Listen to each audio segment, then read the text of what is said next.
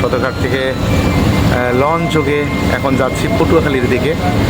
সেখানে রাঙ্গাবালী উপজেলার বিভিন্ন চরে ঘুরব আজ এবং কাল। আজকে ক্যাম্পিং করব আমরা চর কলাগাছিয়ায়। আমার সাথে আরও 32 জন সদস্য আছে এই চরে। এই সব দৃশ্য দেখতে দেখতে যাচ্ছি পটুয়াখালী ছেড়ে চলে যাব রাঙ্গাবালী। বিভিন্ন চরে ঘুরব, বিভিন্ন দ্বীপে ঘুরব, রাতে চর কলাগাছিয়ায় ক্যাম্পিং করব। সব মিলিয়ে সুন্দর একটা সময় কাটতে যাচ্ছে। চর মন্তাজ ঘাটে নামলাম লঞ্চ থেকে। আর এখানে স্টান করা, এখানে অনেক মোটরসাইকেল, সম্ভবত পাঠাও সিস্টেম এখানে মোটরসাইকেল। আমরা লঞ্চ ঘাটে নেমেছি, চর মন্তাজ লঞ্চ ঘাট। আর সেই লঞ্চ ঘাট থেকেই সামনে তো এটা হচ্ছে ট্রলার ঘাট। অনেক ট্রলার আছে এখানে। আর এটা হচ্ছে বাজার, অর্থাৎ এই ট্রলার ঘাট এবং বাজার একসাথে।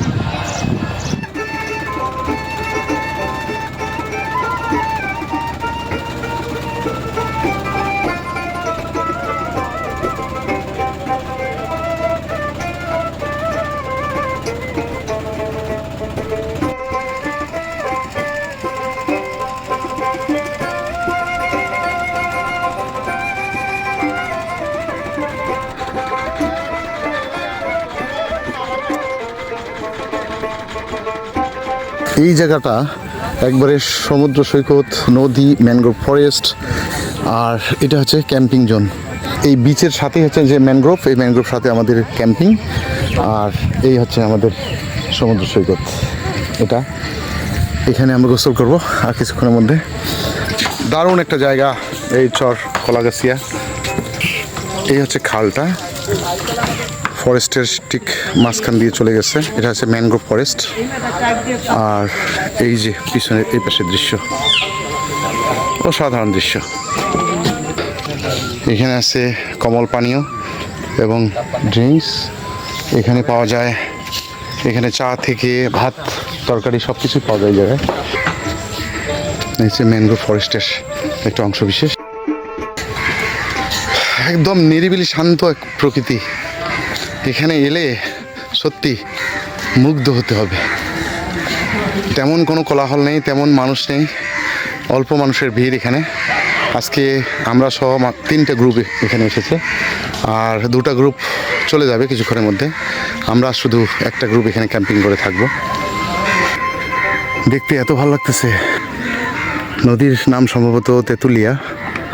ওদিকে নদী, ম্যানগ্রোভ ফরেস্ট, এদিকে নদী, এদিকে ম্যানগ্রোভ ফরেস্ট, আবার ওই যে এদিকে সমুদ্র সৈকত।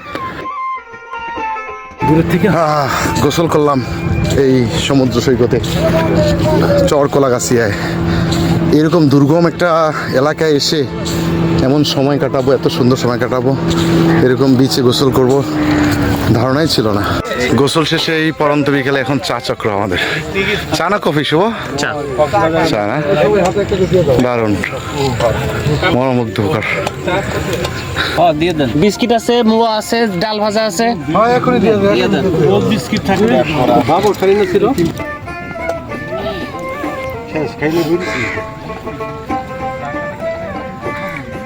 সুন্দর কিন্তু লাগতেছে ইব্রাহিম ভাই, দারুণ।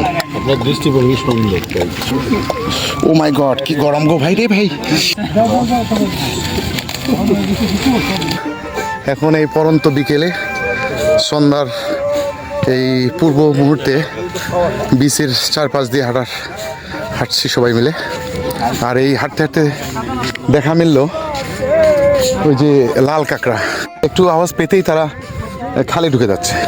লাল কাঁকড়া, ওই যে অসংখ্য লাল কাঁকড়া, অসংখ্য লাল কাঁকড়া। দেখা যাচ্ছে কিনা জানি না, দেখা যাচ্ছে কিনা জানি না, কিন্তু অসংখ্য লাল কাঁকড়া এখানে আছে। খাইলে সে ভালো লাগবে। ও মাই গড, এটা জীবন্ত, তাই না? ও আল্লাহ রে, মাটির নিচে ঢুকছে দারুণ তো। প্রত্যেকটা প্রত্যেকটা মাটির নিচে ঢুকে যায়।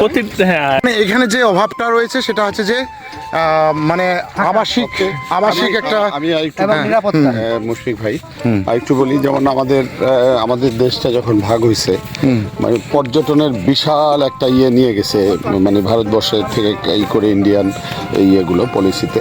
তো ওরা যেভাবে পর্যটন শিল্পটাকে যেভাবে ওরা তত্ত্বাবধান করে, আমাদের 10% আমাদের দেশ করে না। যদি করতো তাহলে আমাদের দেশে দেখার অনেক কিছু আছে। নদীমাতৃক দেশ, কিন্তু নদীর যে সৌন্দর্য, সাগরের সৌন্দর্য, এটা আরো অনেক মানুষ উপভোগ করতে পারতো। পৃথিবীর অনেক দেশে পর্যটন মন্ত্রণালয় নাই, আমাদের আছে, কিন্তু সেটার মানে সুফল আমরা পাই না, সুফলটা সেটার ব্যবহারটা সেভাবে আগে নাই।